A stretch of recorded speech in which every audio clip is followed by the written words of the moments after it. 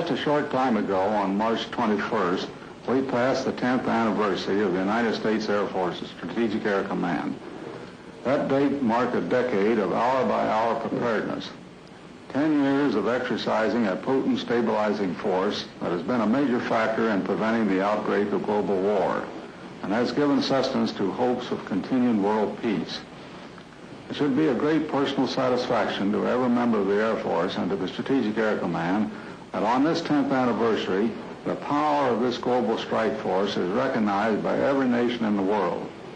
It should be a matter of personal pride to those who wear the Air Force uniform that the combat capability of the Strategic Air Command, which their technical skills and devotion to duty has built, has been a most convincing voice for the peace during the past decade.